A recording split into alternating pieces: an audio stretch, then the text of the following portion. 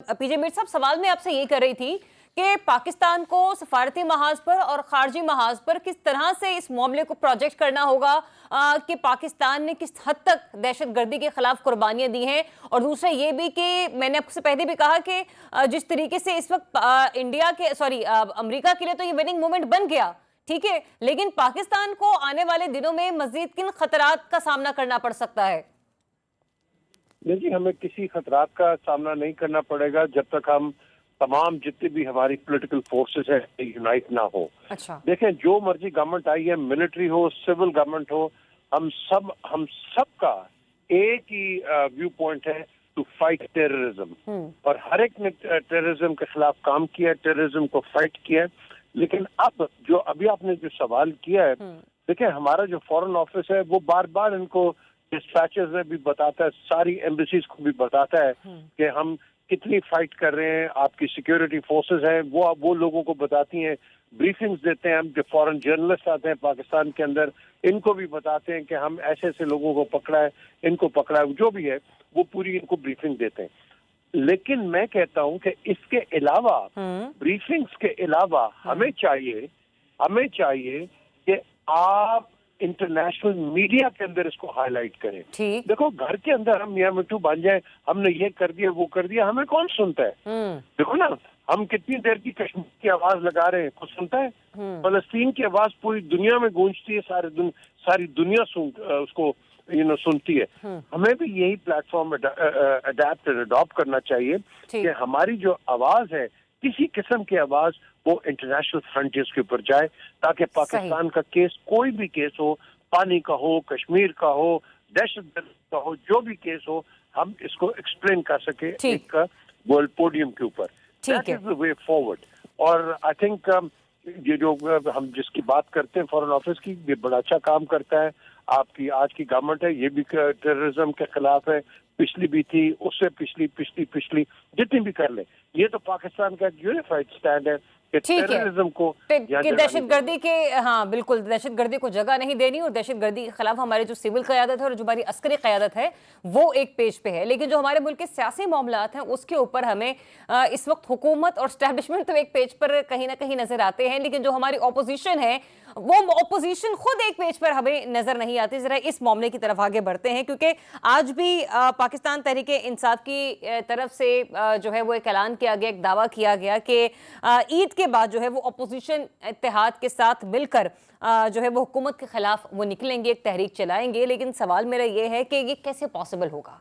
एक तो ये कि हम केपीके में भी देख रहे हैं कि वहां पर भी ना सिर्फ दहशतगर्दी इस वक्त रूज पे है, बल्कि अगर इस चीज को हम एक साइड पर रख भी दें तो वहां पर खुद जो पाकिस्तान तहरीक इंसाफ है उसकी एक तरीके से असरनो अंदाज में तंजीम साजी हो रही है। वहां पर ऐसे लग रहा है कि जैसे दो धड़े बने हुए हैं। गुज़िश्ता रोज भी बुशरा बीबी ने अपनी तर्जुमान मिशाल यूसुफजई को उनकी तर्जुमानी के ओहदे से हटा दिया और 4 वकील जो थे वो मुकर्रर कर दिए।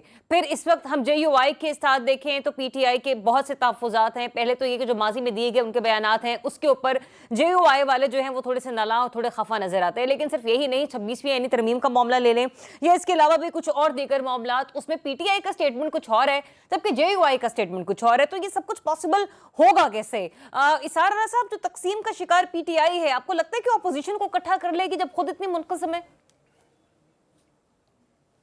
अच्छा, ये एक जो ये बात की जाती है ना कि तकसीम का शिकार है PTI तो मुझे तो कहीं ऐसा नज़र नहीं आता कि कोई तकसीम है।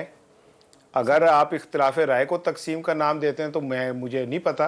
ठीक है, तो वो तो मुस्लिम लीग नून में भी है, पीपल्स पार्टी में भी है। जावेद लतीफ़ सीनियर नायब सदर हैं, वो कुछ और बात कह रहे होते हैं, राना सनाउल्लाह कुछ और कह रहे होते हैं, गुजरांवाला के जो हैं वो कुछ और कह रहे होते हैं।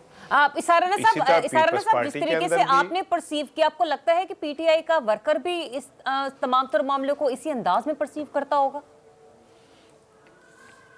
पीपल्स पार्टी का वर्कर के लिए, PTI के वर्कर के लिए PTI सिर्फ इमरान खान है। अच्छा, बाकी ये सारे शामिल वाजे हैं। आप किसी नीचे वर्कर से जाके इनके नाम पूछे, उन्हें नाम भी नहीं आते होंगे इनके, बिकॉज वो ये समझते हैं कि PTI का मतलब इमरान खान है। और ये सारे लोग जो हैं ये मैटर ही नहीं कर रहे किसी जगह पे भी। हाँ, ये जो बाहर की सियासत है जिसमें हमारे जो ताकतवर हैं उन्होंने भी कुछ करना होता है, और ये लोग कहीं ना कहीं कंप्रोमाइज्ड होते हैं, कहीं और से भी लाइन ले रहे होते हैं अक्सरियत इनमें से, तो ये एक बाहर का नैरेटिव वो खराब करने या बनाने में तो रोल कर सकते हैं, लेकिन अगर कोई ये समझे कि ये इनके इख्तिलाफ से पीटीआई को नुकसान पहुंच सकता है तो कोई नुकसान नहीं पहुंचेगा। चले अगर मैं एक ना साइड पहुंच पर रहा है। पार्टी जब तक इख्तिलाफात इमरान को खान है- साइड पर रख भी दूं इसारा नसाब, उसके बाद आप ग्राउंड रियलिटीज को देखकर क्या देखते हैं कि ये इत्तेहाद मुमकिन हो पाएगा ईद के बाद? आप एक बात समझें, हाँ। ये इमरान खान की जो लड़ाई या मसला है, क्या वो इस हुकूमत से है? क्या ये जो सख्तियां हैं ये इमरान खान पे ये इस हुकूमत की वजह से नहीं है? इससे इमरान खान को माफ़ी इस सिस्टम से नहीं मिल रही है। इमरान खान इस सिस्टम से टकरा रहा है, वो आए रोज़ इस सिस्टम के ऊपर बात कर रहा होता है। तो ये लोग इकट्ठे भी हो जाएं, ये इकट्ठे होके क्या कर लेंगे? ये अचकज़ई इसी सिस्टम के बने हुए हैं, शायद खाकान अब्बासी इस सिस्टम का हिस्सा, फजलुर रहमान इस सिस्टम के बेनिफिशरी। तो इनसे ये तवक्को लगाने की कोई इमरान खान के साथ खड़े होकर उसकी जद्दोजहद का हिस्सेदार बनेंगे, इस तो इससे बड़ी मैं नहीं समझता कोई हमाकत। ये दूसरी हमाकत होगी जो हम समझें कि आज ट्रम्प ने तारीफ कर दी तो अब वो हमारे नाल रल गया। तो ये इसी तरह ये समझें कि वो लोग अगर यहाँ बैठ गए तो पीटीआई का कोई बड़ा पार हो जाएगा, कोई ऐसा नहीं होना। ये लड़ाई कुछ और है और इस निज़ाम में मुझे कहीं पे भी इमरान खान के लिए जीरो माइनस हाँ, जीरो ये तो खुद पाकिस्तान तहरीक इंसाफ के कुछ रहनुमा टीवी टॉक शोज में आके खुद भी एक्सेप्ट कर रहे हैं। अच्छा